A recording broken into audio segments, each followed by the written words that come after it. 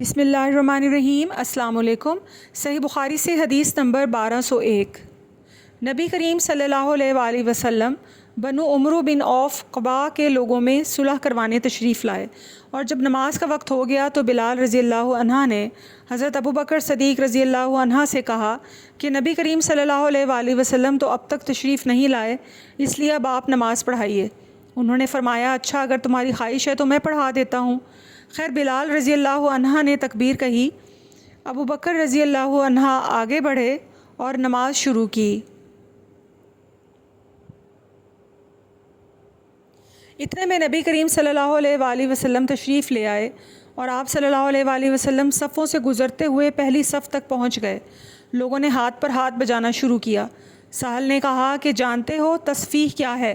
یعنی تالیاں بجانا۔ اور ابوبکر رضی اللہ عنہ نماز میں کسی طرف بھی دھیان نہیں کیا کرتے تھے، لیکن جب لوگوں نے زیادہ تالیاں بجائیں تو آپ متوجہ ہوئے، کیا دیکھتے ہیں کہ نبی کریم صلی اللہ علیہ وآلہ وسلم صف میں موجود ہیں۔ حضور نے اشارہ سے انہیں اپنی جگہ رہنے کے لیے کہا۔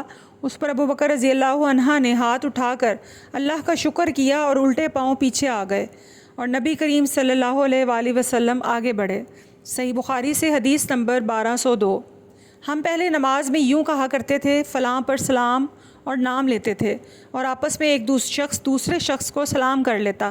نبی کریم صلی اللہ علیہ وآلہ وسلم نے سن کر فرمایا، اس طرح کہا کرو۔ ترجمہ، یعنی ساری تحیات، بندگیاں اور کوششیں اور اچھی باتیں خاص اللہ ہی کے لیے ہیں، اور اے نبی آپ پر سلام ہو، اللہ کی رحمتیں اور اس کی برکتیں نازل ہوں، ہم پر سلام ہو اور اللہ کے سب نیک بندوں پر۔ میں گواہی دیتا ہوں کہ اللہ کے سوا کوئی معبود نہیں، اور گواہی دیتا ہوں کہ محمد صلی اللہ علیہ وآلہ وسلم اس کے بندے اور رسول ہیں۔ اگر تم نے یہ پڑھ لیا تو گویا اللہ کے ان تمام صالح بندوں پر سلام پہنچا دیا جو آسمان اور زمین میں ہیں۔ صحیح بخاری سے حدیث نمبر 1203۔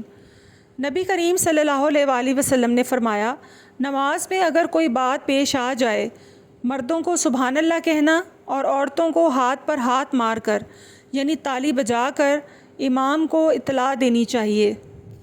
صحیح بخاری سے حدیث نمبر 1205۔